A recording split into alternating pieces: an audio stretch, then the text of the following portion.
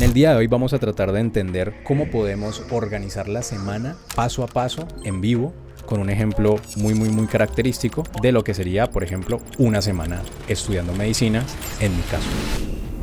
Para empezar, debemos entender que hay tres cosas principales para realizar lo que es una buena organización de la semana. Iniciamos primero con lo que sería un calendario. Si no tenemos un calendario, o sea, no tenemos algo en donde literalmente escribir y tener la vista amplia de lo que vamos a realizar y lo que nos espera en la semana, entonces pues no estamos en nada. Así que primero un calendario. Pueden usar cualquier calendario en cualquier aplicación. Normalmente yo utilizo la de Google Calendar porque pues, es gratis y es muy buena. Esa es la primera herramienta.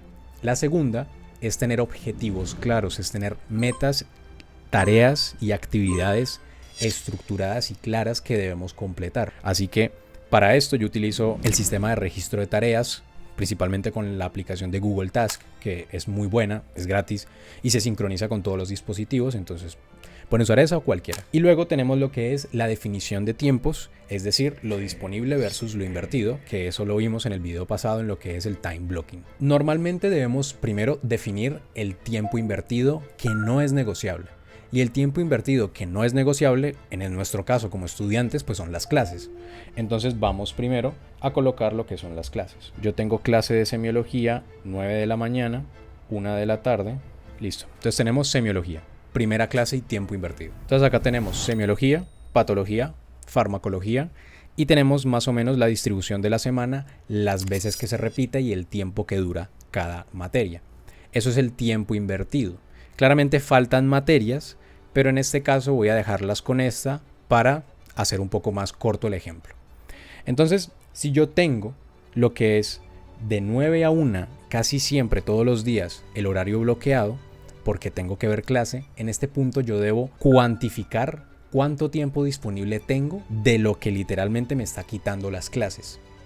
Pero debemos cuantificar cuánto tiempo también tenemos que invertirle al tiempo muerto. El tiempo muerto no es nada más y nada menos que aquellos tiempos en los cuales uno debe estar haciendo algo, pero que no lo hace por dos motivos. El primero porque es inevitable no hacer nada cuando estamos cansados, y el segundo es porque estamos en movimiento o en transición.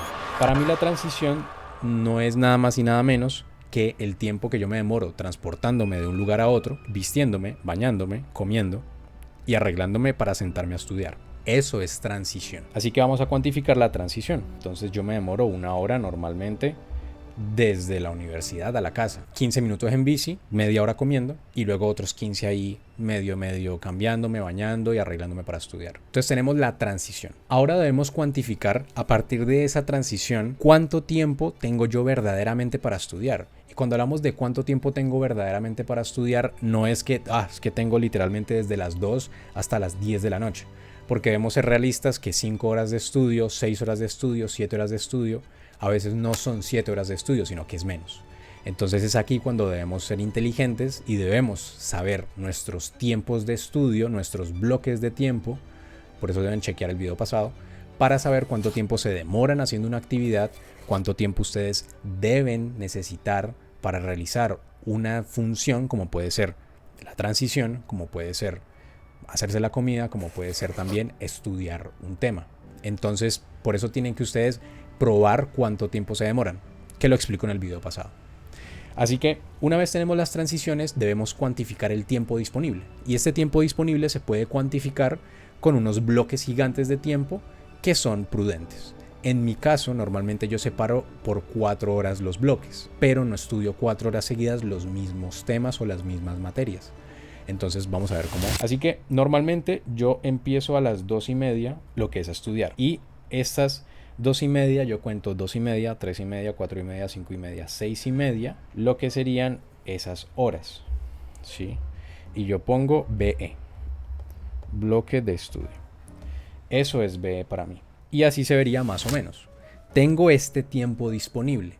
Ese tiempo disponible es un tiempo que yo separo específicamente para sentarme a estudiar o para sentarme a hacer las actividades. Ahora, es aquí cuando debemos priorizar el día en el que nos sentamos a organizar la semana, qué tengo pendiente para esa semana y qué tengo pendiente para yo realizar y que pueda distribuir mi tiempo de manera correcta para repartir mis fuerzas de manera correcta y así avanzar en todo en conjunto y no solo en una cosa, que es el problema que tiene mucha gente, que solo se centra en una sola materia y estudia la misma materia todo el tiempo, pero no estudia múltiples cosas, que es como a mí me funciona, que es separarlo por bloques de una hora. Por ejemplo, el lunes yo vi semiología.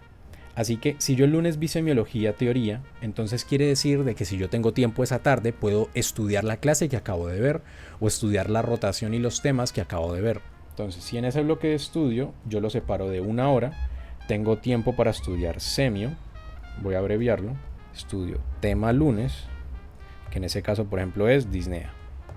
Una hora. ¿Quiere decir de que me demoro una hora estudiando disnea? No. Y como yo me conozco que no me demoro una hora estudiando un tema de semiología, es aquí cuando debemos ser conscientes por el tiempo y por los bloques de tiempo. Entonces yo calculo cuánto tiempo me demoraría aproximadamente, conociéndome, en un tema.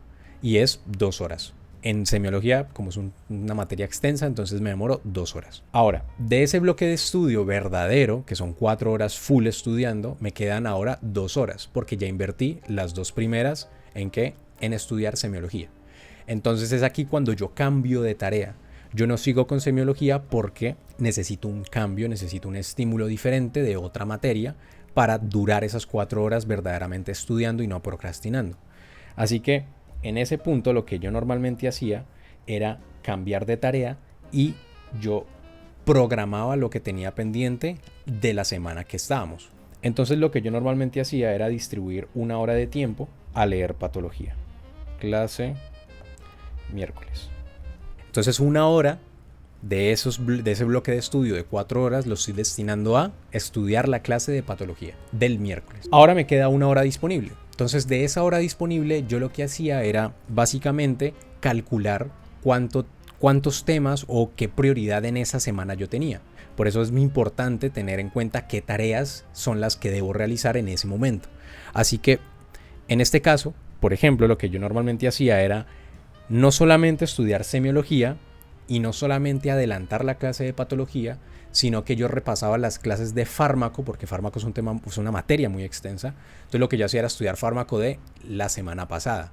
Entonces lo que yo hacía era semio, pato y fármaco. Así que vamos a meter fármaco, FC, clases pasadas. Cuando aparece FC no es Fútbol Club, sino que es flashcards. Sí, flashcards, es mi abreviación. Como ustedes están viendo, lo que yo estoy haciendo es distribuir esas 4 horas a múltiples cosas y a múltiples temas y materias para ir avanzando de un poquito a otro todos los días en diferentes materias, que al final eso se vuelve literalmente como un impuesto acumulado. Esa vaina va a crecer exponencialmente porque estoy avanzando de poco a poco en diferentes materias. Así que, como ustedes están viendo, ya tenemos el tiempo que verdaderamente estoy invirtiendo no negociable, como son las clases. Tengo el tiempo invertido del tiempo disponible. Es decir, tengo el bloque de estudio de 4 horas y ¿qué voy a hacer en esas 4 horas? Que por ejemplo es estudiar semiología por 2 horas, es leer patología para la próxima clase por 1 hora y la hora restante la utilizo para estudiar fármaco de la semana pasada. Entonces yo estoy trabajando en 3 líneas diferentes. En la actual, semiología, en la futura, patología, y en la pasada, con farmacología. Y esa es una de las claves para tener una buena semana y una buena organización. Proyectarse a futuro, no dejar atrasar lo que acabamos de ver y no dejarse acumular de lo que ya vimos. Después de esas 4 horas de estudio debemos entender que el ser humano se cansa. Entonces normalmente lo que yo hago es invertir 1 hora a no hacer nada o hacer otras cosas, como por ejemplo actividades que no tengan que ver tanto con medicina estudiar per se, sino por ejemplo como organización de otras cosas. Entonces lo que yo normalmente hacía era colocar 1 hora dedicadas a actividades de la facultad. Y esas actividades de la facultad me duraba 1 hora y justo acababa a las 7:30. Yo de 7:30 a 8:30 no hacía absolutamente nada más que comer, arreglarme para dormir, alistar las cosas para mañana y charlar con mi familia. 1 hora, 7:30 a 8:30. Y a las 8:30 me acuesto y entre 8:30 y 9 me estoy quedando dormido. Y eso lo repetía 5 veces a la semana, inclusive pues 6 o 7 dependiendo de la época. Y así es como se organizaba brevemente y de manera inteligente la semana en medicina. Y es así como ustedes pueden llegar a tener algo como esto. Como ustedes pueden ver, ya lograrían entender un poco más lo que les estoy mostrando. Tengo gimnasio, definido 1 hora, transición, tiempo muerto. Tengo bloques de 1 hora cada uno para estudiar neuro, tanto las flashcards como las lecturas del libro. Tengo el tiempo invertido no negociable, que es las clases de semiología, psicopatología. Y por ejemplo el martes, literalmente inclusive separé tiempo hasta para una siesta y lo que serían los diferentes tipos de tareas que tenía que realizar. Así que revisen los otros videos, especialmente el time blocking o el bloques de tiempo, sobre cómo ahorrar el tiempo en medicina. También chequen los videos de métodos de estudio, que son importantísimos para que ustedes logren ahorrar el tiempo máximo estudiando y no se demoren 4 horas en un tema, sino que puedan hacer 3 cosas en 4 horas. Nos vemos en el siguiente video.